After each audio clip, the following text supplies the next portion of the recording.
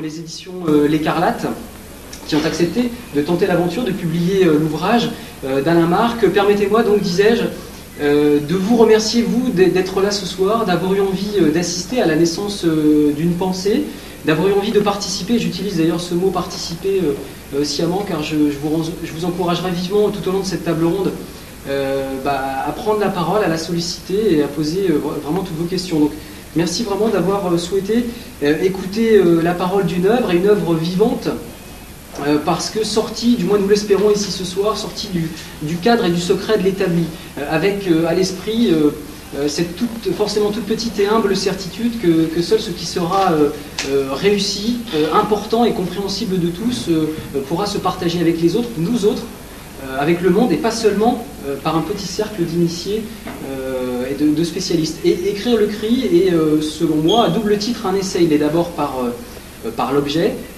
ouvrage de prose, support de réflexion. Il est aussi, et plus sûrement d'ailleurs, par la définition du mot essai en tant qu'action d'expérimenter. En effet, écrire le cri se veut d'abord une tentative, une recherche, je dirais même peut-être une promenade, sérieuse promenade, mais une promenade à travers la littérature et des auteurs comme aussi d'ailleurs des auteurs souvent ignorés comme Bataille, Sade, et peut-être plus sûrement d'ailleurs des gens comme Noël ou Venaille. Donc écrire le cri se veut donc une tentative de rendre palpable l'usage et la présence du cri chez ces auteurs, et d'interpeller finalement la possibilité d'une écriture du cri. Nous verrons avec Alain Marc tout au long de cette soirée quelle forme peut prendre cette écriture.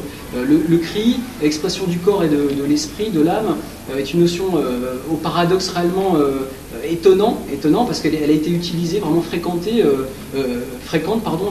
fréquemment utilisée dans l'histoire de la pensée, sûrement d'ailleurs parce que le cri est l'une des sources de l'écriture, mais je crois que le cri n'en a pas moins été pourtant passé sous silence, sinon oublié, du moins insuffisamment étudié à la mesure de l'importance que revêt cette notion, notamment en poésie. Et à ce titre, je crois que le livre d'Alain Marc, et c'est pour cela pour moi je crois qu'il est important, vient combler peut-être quelque chose, une petite part de vide.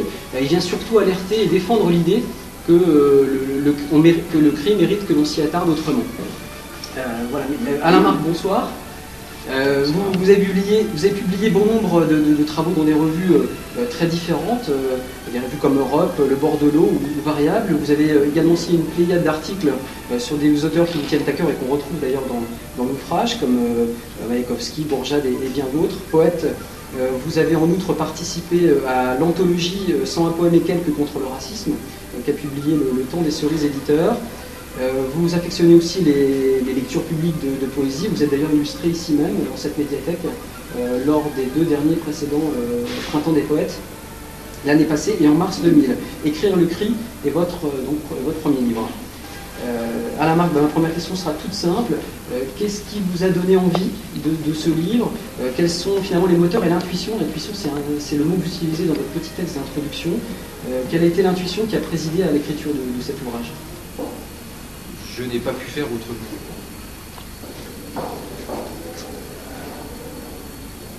C'était une grande révolte, c'était une grande réaction, c'était un grand cri envers les conneries que j'entendais dire, envers les gens, des gens, une personne par exemple, mais tous, qui parlaient de l'écriture du cri.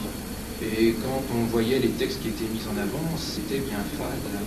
C'était bien fade par rapport à ce que moi j'avais pu repérer, rencontrer à droite à gauche, autour de moi. Je suis quelqu'un qui lit en premier, même si ce livre est un livre de quelqu'un qui écrit. C'est évident. C'est évident quand on le lit, ou je sais pas, je le dis aussi. Donc je n'ai pas pu faire autrement que aussi après avoir lu un petit article d'une journaliste dans Le Monde qui parlait d'un poète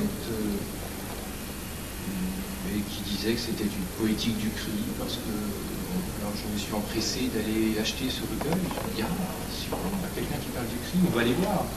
Surtout je ne le connaissais pas et c'était bien fade aussi. Voilà, des grandes déceptions, des grandes... On ne parle jamais du cri, on ne l'a jamais étudié. Jamais. On ne l'a jamais étudié. Pour moi, non. Pour moi, non, c'est pas que moi qui le dis. Pierre Bourgeat l'a aussi dit. Il n'a jamais lu un ouvrage sur cela. Mais c'est vrai que je n'ai jamais lu un ouvrage sur le cri, que ça soit dans aucune discipline. Il y a peut-être le cri primal. Bon, oui, ça c'est une méthode thérapeutique qui est basée sur le cri. Bon, il y a quelques paramètres qui en ressortent, mais à vrai dire, il y a peu de choses. Un homme est confronté au désir des femmes. Jeu de séduction, besoin d'amour. Ce premier long métrage est l'adaptation d'un roman de Louis Calafert et s'apparente à un documentaire sur la sexualité féminine. Il n'en est pas dit grand-chose, c'est assez fade, et je vais vous lire La mécanique des fades de Louis Calafert. Je voudrais faire l'amour dans du sang. Explique-moi ce que ça veut dire baiser à mort.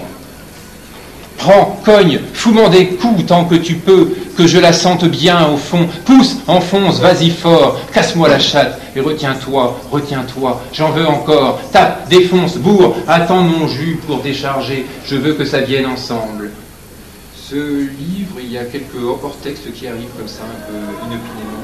Il n'y en a pas beaucoup, il y en a 6, mais à vrai dire, il y a une première page où j'ai nommé simplement les 11, pour moi, les 11 convives que j'ai invités à la table du cri.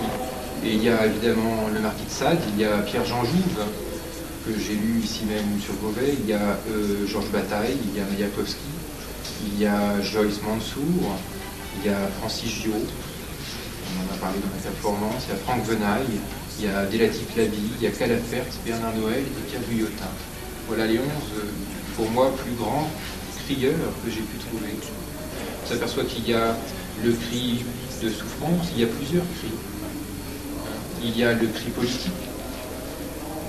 J'en dirai peut-être un texte tout à l'heure aussi encore de Louis Calafert, ce qui prouve bien que, à vrai dire, on peut dire des choses très obscènes, mais il y a toujours une raison, il y a toujours quelque chose quand c'est bien écrit, je veux dire. Donc Aragon, c'est vrai que c'est un piège. Il y a quelques poèmes qui sont vraiment très criants. Je pense à un poème à crier dans les rues. C'est vrai que c'est un poème fort. Il y a le musée Grévin, c'est un poème fort aussi. C'est vraiment super. Pour moi, à vrai dire, c'est un livre qui essaye... Non, il n'y a aucune définition du cri. Moi, ce que j'appelle l'écriture du cri, c'est un texte qui est fort, qui a une force que tu ressens et que tu prends à pleine figure. C'est la seule caractéristique que j'ai trouvée commune à tous ces textes. Je dis sur ce livre, c'est une force qui transcende la page. Alors c'est pour ça que ça peut être le cri politique, ça peut être le cri sexuel, ça peut être plein de choses, de sortes de cris, le cri de la souffrance. Franck Venaille, c'est plutôt un cri de la souffrance. Et c'est aussi un cri d'une œuvre bien différente. Jérôme Martin, qui est l'éditeur de L'Écarlate, qui va arriver tout à l'heure, voulait absolument mettre Artaud sur la couverture. J'ai réussi à l'en dissuader, parce que je n'étais pas d'accord. Et voilà, ça c'est la première anecdote. Tu peux essayer de nous expliquer pourquoi tu n'étais pas d'accord? C'est ce que je vais faire. Parce que pour moi, Artaud n'a pas réussi à... Je parle de l'écriture du cri, donc de la littérature, des œuvres littéraires. Et je ne parle pas d'un formidable théoricien qui a écrit des écrits qui sont formidables pour tout le monde, pour la réflexion. Et c'est vrai que je n'ai pas trouvé d'écrits qui puissent s'appeler vraiment comme cela. Il le dit lui-même, Artaud, à la fin de sa vie, à dire je n'ai écrit qu'un seul livre qui pourrait rester, c'est Le théâtre et son double. Et Le théâtre et son double, c'est pas de la littérature, c'est un essai sur le théâtre, par exemple. Et en même temps c'est vrai que c'est très écrit, mais bon, ce n'est ni un récit, ni de la poésie. Mais pour moi, comme tu dis, ça reste une performance d'un comédien. C'est un formidable comédien qui a énormément travaillé sur la glotte, sur la sortie du cri, sur le corps. Mais Mais voilà, je ne trouve pas d'écrit d'Antonin Artaud. Je ne trouve que des réflexions, que des formidables textes qui sont pulsionnels. C'est le fameux cahier de Rodez, ce sont énormément pulsionnels. Mais ce n'est pas un écrit structuré, structuré, je veux dire, il n'en a pas fait une œuvre. Son but n'a jamais été d'en faire une œuvre littéraire. Et lui-même, à mon avis, sent bien qu'il a toujours échoué, à vrai dire. Donc justement, il y a une distinction que vous établissez, que vous tentez d'établir dans l'ouvrage. Là, je vous lis en page 38, où il faut faire une séparation entre écriture du cri et écriture qui crie. C'est-à-dire où il faut séparer écriture qui parle du cri et écriture qui met en œuvre le cri. Expliquez-nous un petit peu cette distinction qui est visiblement importante pour vous. Oui, une écriture qui parle d'eux, eh bien, c'est pas dur, c'est Marguerite Duras qui parle du cri. Bon, il n'y a pas qu'elle, dans des romans, un personnage, c'est écrit textuellement, Thomas a crié. Est-ce que c'est parce que dans ce roman c'est écrit Thomas a crié que c'est un roman ou un récit du cri? Et je veux dire, un autre texte de Ceylan qui pour moi crie, enfin un qui crie pas et un qui crie. Ça s'appelle Esquisse de paysage. Ça ne crie pas. Tombe ronde en bas, tout autour, à quatre temps le pas de l'ensure, les marches raides, lave, basalte, roche, rougie au feu de cœur du monde, teuf de source, où pour nous la lumière agrandit, avant le souffle, vert d'huile, saupoudré de merleur, impénétrable vert, le milieu grise, une croupe de pierre dessus, bossuée et carbonisée, le front de bête avec sa lisse rayonnée. De bouche de fumée à bouche de fumée, elle mange, la truffe des pensionnaires de la maison de fous, morceaux de poésie non ensevelie, à trouver la langue et la dent. Une larme reflue dans leur œil, la moitié gauche orpheline de la coquille, des pèlerins, ils te l'ont offerte, puis ils t'ont attaché, illuminent tout l'espace et le sonde d'écoute. La partie déclinquante avec la mort peut commencer. Voilà, ça pour moi c'est un texte qui crie déjà un peu plus. Mais c'est vrai que c'est personnel, c'est quelque chose que je ressens. Je peux analyser ça très très vite, et ça en devient ludique et ça en devient risible. Mais bon, il y a des mots morts, il y a des mots attachés, il y a fou, il y a déjà quand même plus de choses que dans le poème d'avant. Et voilà, donc dans mon livre, je parle de... Voilà. Donc déjà, dans ce livre, la première condition, c'est que ce sont des poètes qui me parlent, ou des écrivains qui me parlent.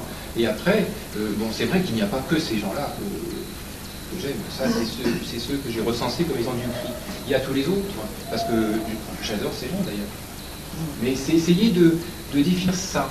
Et moi, un des critères aussi, c'est que j'ai remarqué que souvent, ce sont des écrits dont on ne parle pas, qui sont censurés, je lâche le mot. Par exemple, on va prendre Franck Venal.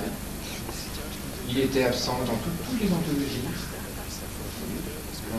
Voilà, donc j'ai mis forcément du temps à arriver vers lui, et on commence seulement à en parler maintenant.